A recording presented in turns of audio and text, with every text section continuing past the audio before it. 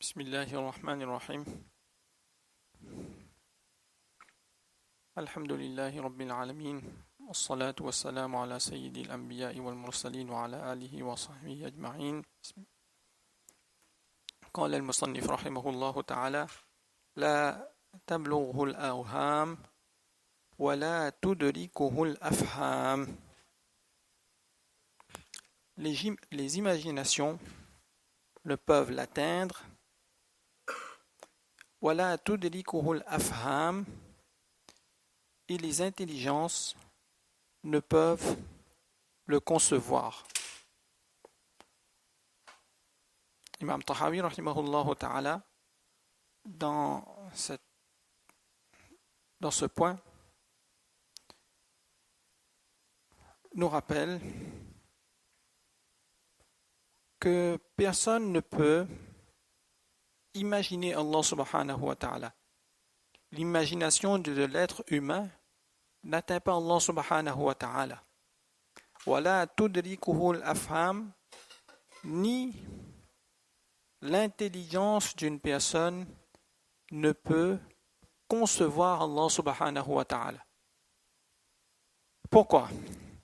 Parce que nos pensées ont besoin naturellement de choses palpables, visibles, de formes.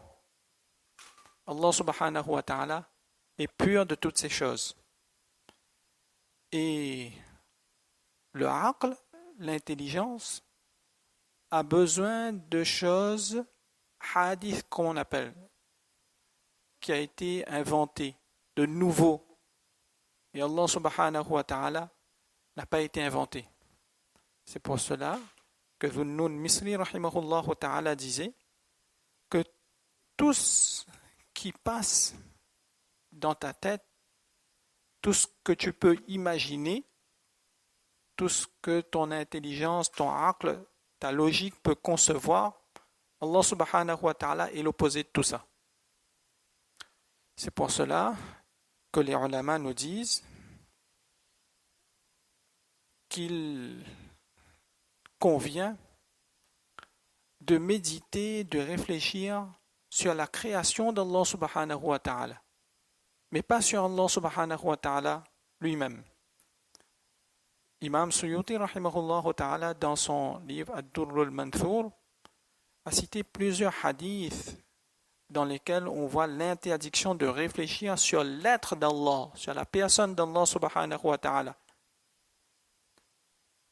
La tafakkaru fillah, ne réfléchissez pas sur Allah, ne méditez pas sur Allah, son être en lui-même, mais tafakkaru fi ala illa, réfléchissez, méditez, observez, analysez les signes d'Allah dans sa création. Tafakkaru fil khalq wa la tafakkaru fil khaliq. Méditez, réfléchissez sur la création, mais pas sur le créateur. Pourquoi cela?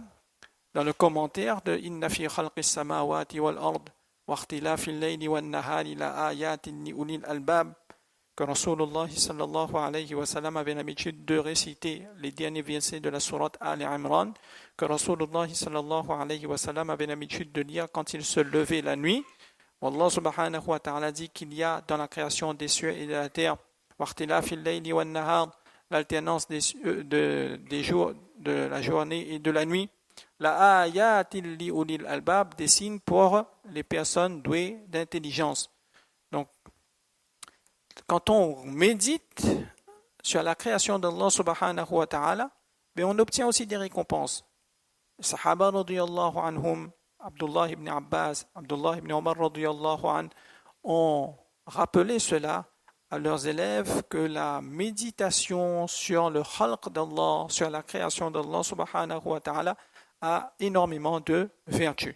Donc c'est pour cela qu'il convient de méditer sur la création, mais pas sur Allah, le créateur. Wala yushbihuhul anam. Wala yushbihuhul anam.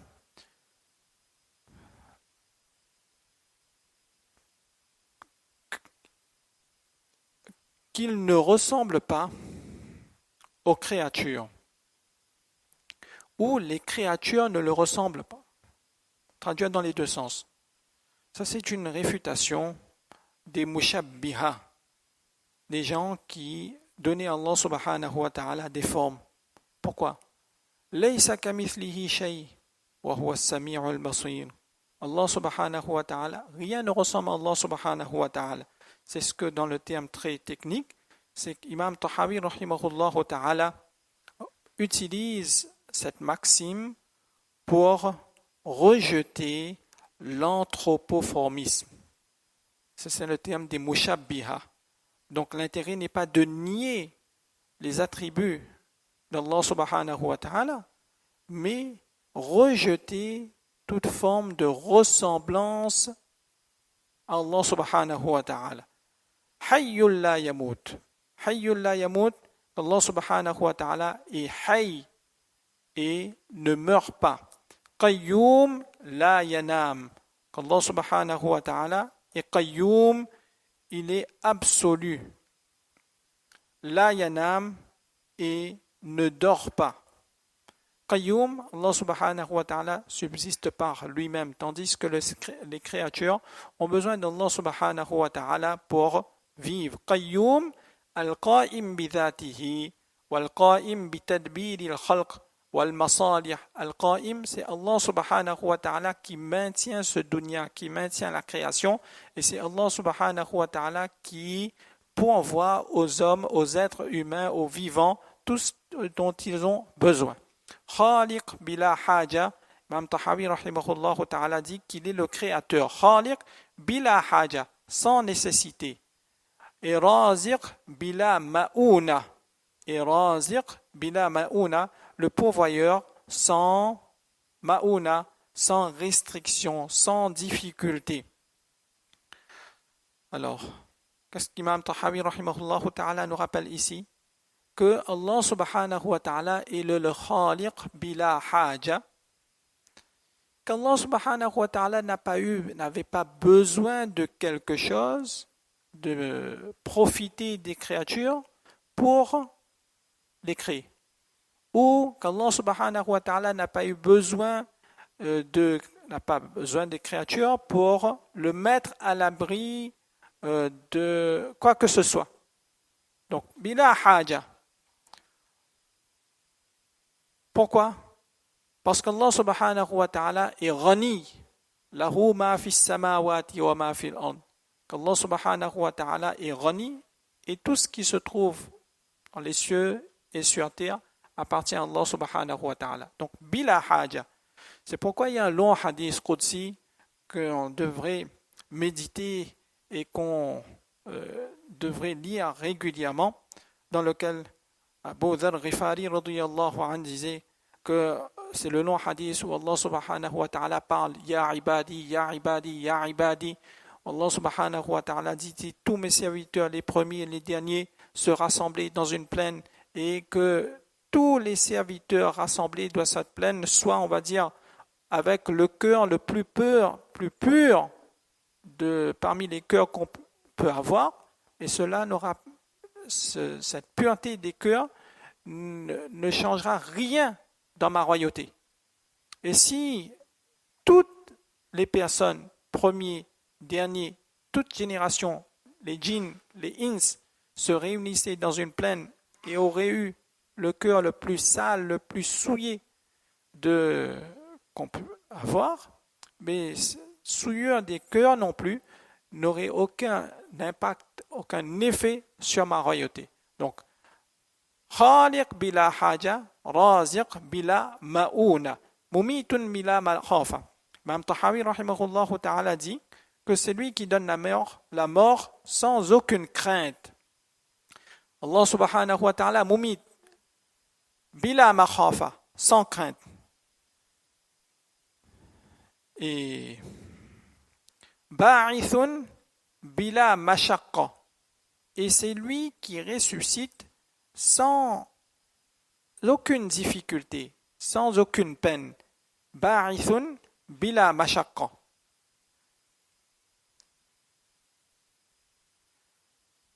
Là aussi, Imam Tahawi rahimahullah ta'ala nous rappelle qu'Allah subhanahu wa ta'ala c'est lui qui donne la mort. Et quand il le fait, il le fait sans aucune crainte que de représailles, de reproches, de blâmes. Pourquoi dans la sourate وَالشَّمْسِ وَضُحَاهَا فَدَمْدَمَ عَلَيْهِمْ رَبُّهُمْ بِذَنبِهِمْ فَسَوَّاهَا وَلَا يَخَافُ عُقْبَاهَا.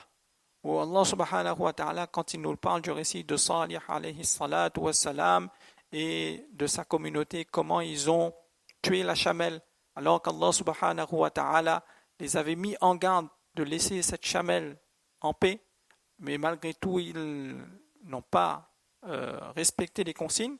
Allah subhanahu wa ta'ala dit فَدَمْدَمَ عَلَيْهِمْ رَبُّهُمْ بِذَنبِهِمْ فَسَوَّاهَا وَلَا يَخَافُ عُقْبَاهَا. Allah subhanahu wa ta'ala les a anéantis. وَلَا يَخَافُ عُقْبَاهَا, sans aucune crainte. مَا زَالَ بِصِفَاتِهِ قَدِيمًا قَبْلَ خَلْقِهِ لَمْ يَزْدَدْ بِقَوْنِهِمْ شَيْئًا لَمْ يَكُنْ قَبْلَهُمْ مِنْ صِفَاتِهِ. Alors Imam Tahawi rahimahullah ta'ala soulève un point très important ici, qu'on n'aura pas malheureusement le temps de développer, qu'Allah subhanahu wa ta'ala a toujours été avec ses attributs qadiman qabla khalqihi, ses attributs qadim, immuables, qabla khalqihi, avant même la création. Lam yazdad biqawnihim shay'a lam yakun qablahum min sifatihi, que les créatures n'ont rien ajouté par elles-mêmes comme attribut qu'il n'ait eu auparavant. Wa kama kana bi sifatihi azaliyya kadhalika la yazalu alayha abadiyya, tel qu'il a toujours été avec ses attributs, il continuera de l'être éternellement. Puis, Imam Tahawi rahimahullah ta'ala nous donne un exemple. Laysa منذ خلق الخلق istifada ism al-khaliq, que ce n'est pas après avoir créé les êtres qu'il a profité, qu'il a bénéficié du nom du sifat khaliq. C'est-à-dire que avant même la création, il était déjà khaliq. C'est pas parce qu'il a créé que maintenant il a eu cet attribut de khaliq.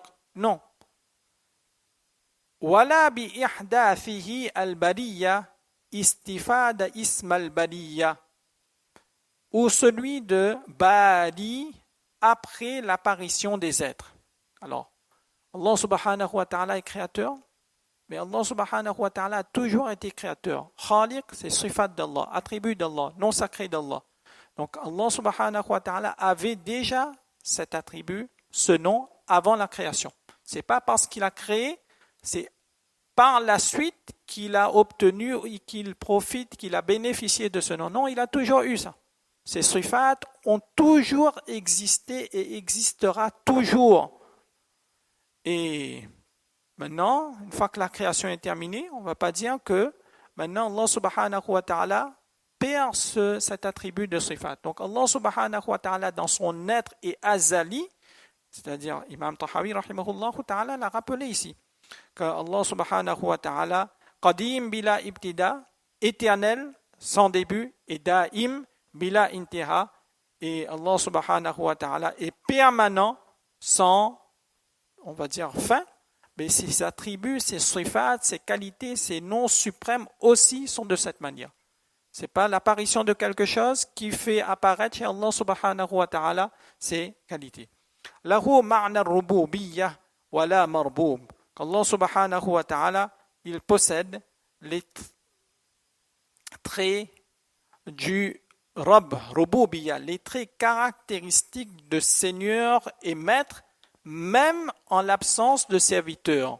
Ce qu'Allah subhanahu wa ta'ala reste Rabb. Allah subhanahu wa ta'ala a toujours été Rabb, Seigneur des mondes. Alhamdulillahi Rabbil alamin. Qu'il y ait des serviteurs avant, après, mais cet attribut restera, a toujours été et restera. C'est à cela qu'Imam Tahawi rahimahullah ta'ala fait allusion.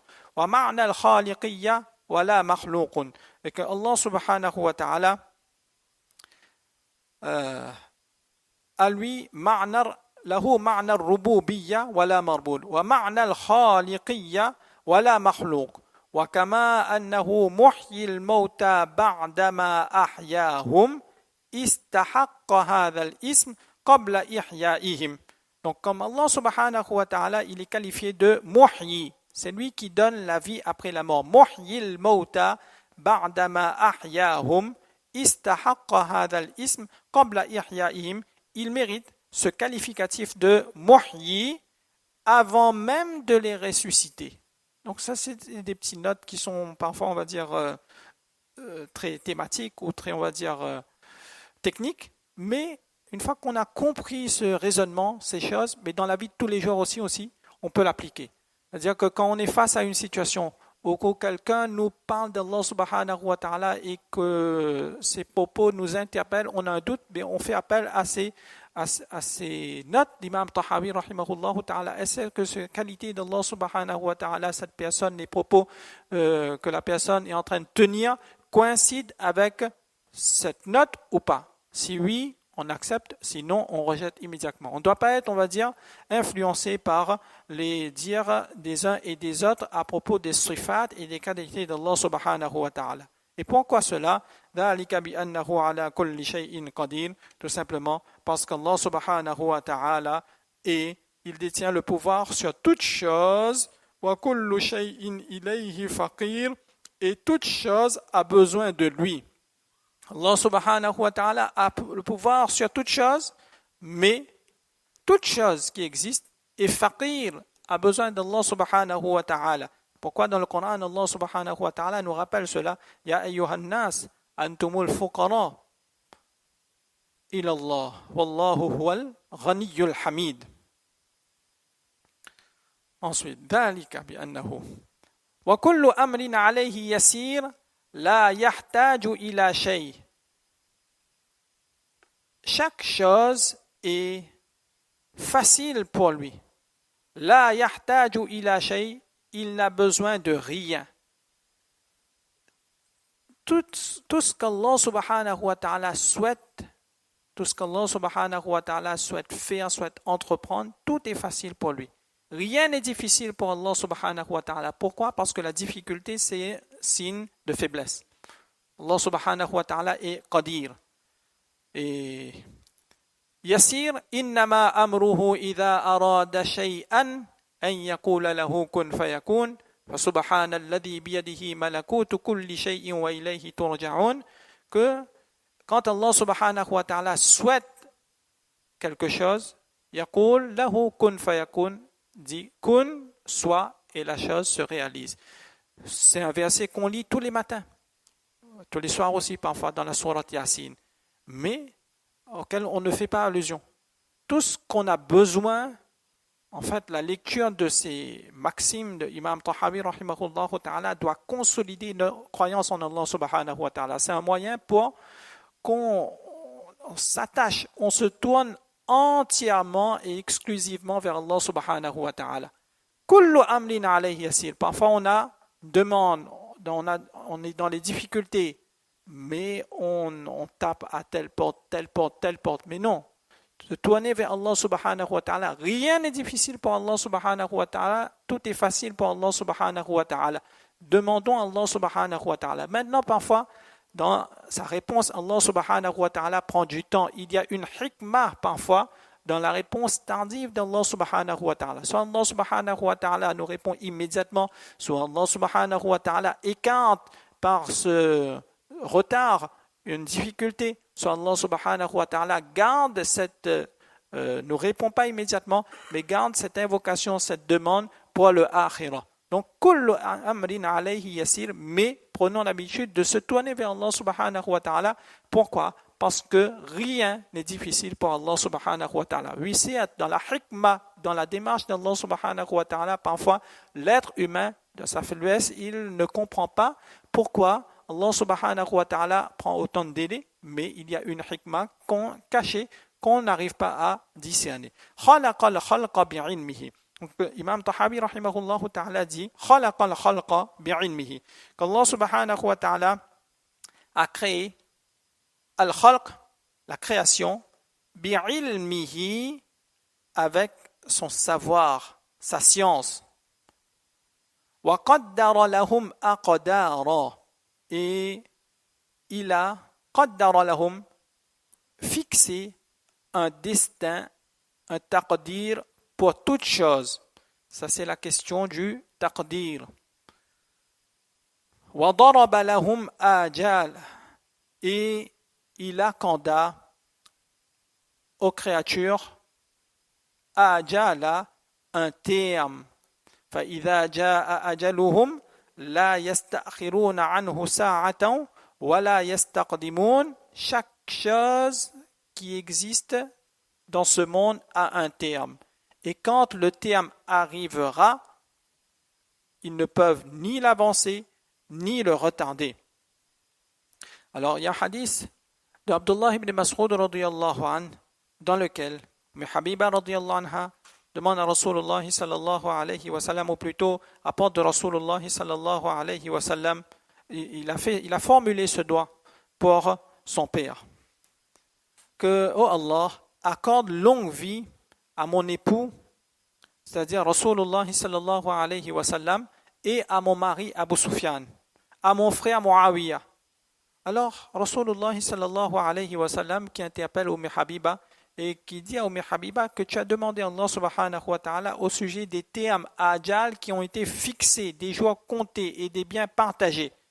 Allah subhanahu wa ta'ala n'avancera rien après son délai et ne reportera rien après son heure.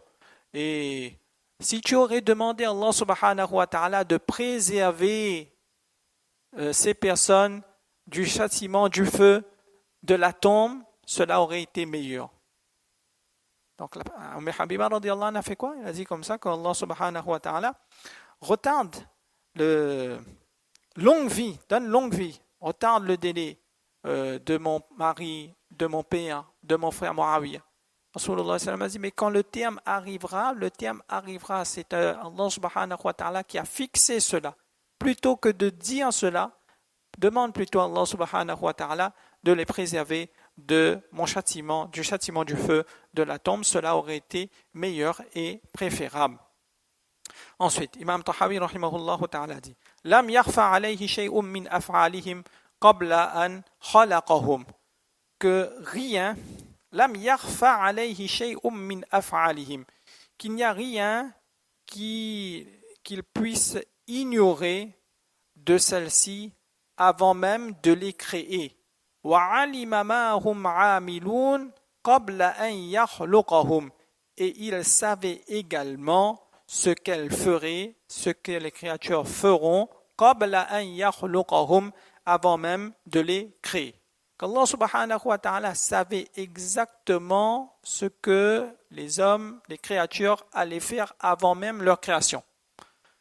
وَأَمَرَهُمْ بِطَاعَتِهِ وَنَهَاهُمْ عَنْ مَعْصِيَتِهِ. Alors, puis, Imam Tahawi rahimahullah ta'ala écrit Wa amarahum bi ta'ati, qu'Allah subhanahu wa ta'ala leur ordonna son ta'a, son obéissance, wa nahahum an ma'asiyati, et leur interdit la désobéissance. Wa kullu shay'in yajri bi taqdiri wa mashiyati wa mashiyatuhu tanfudh. La mashiyata lil ibadi illa ma sha'a lahum, fama sha'a lahum kana, wa ma lam yasha' lam yakun. Imam Tahawi rahimahullah ta'ala dit que kullu shay'in, tout se déroule selon son taqdir, selon son décret, wa mashiyati, et selon sa volonté, wa mashiyatuhu tanfudhu, et sa volonté se réalise. La mashiyata lil ibadi illa ma sha'a lahum. Il n'y a de volonté pour tout être que selon la volonté d'Allah subhanahu wa ta'ala. Tout ce que Allah subhanahu wa ta'ala souhaite, cela se réalise. Fama sha'a lahum kana. Ce qu'Allah subhanahu wa ta'ala souhaite pour eux, cela se réalise. Wa ma lam yasha' lam yakun. Et ce qu'il ne souhaite pas ne se réalise pas. Wa ma tasha'una illa an yasha Allahu Rabbul Alamin. Il y a aussi notre verset du Coran, ou plutôt un dua que Rasulullah sallallahu alayhi wa sallam avait l'habitude de réciter, ma lam yasha lam yakun wa ma, qu'il avait l'habitude de lire, on retrouve ces mots. Ensuite, Yahdi man yasha wa ya'sim wa yu'afi fadlan wa yudillu man yasha wa yakhdhulu wa yabtali adlan. Imam Tahawi rahimahullah ta'ala dit qu'Allah subhanahu wa ta'ala guide qui il veut, celui qu'il veut, wa ya'simu wa yu'afi fadlan, qu'il préserve et protège par sa grâce. Wa yudillu man yasha wa yakhdhulu wa yabtali adlan, qu'Allah subhanahu wa ta'ala égare qui il veut, wa yakhdhulu, il rabaisse, wa yabtali, il éprouve, adlan, avec justice. Alors, qu'est-ce qu'Imam Tahawi rahimahullah ta'ala souhaite nous faire comprendre? Qu'Allah subhanahu wa ta'ala, c'est lui qui donne le tawfiq à ses serviteurs de l'obéir. Et le préserve son serviteur de les désobéir.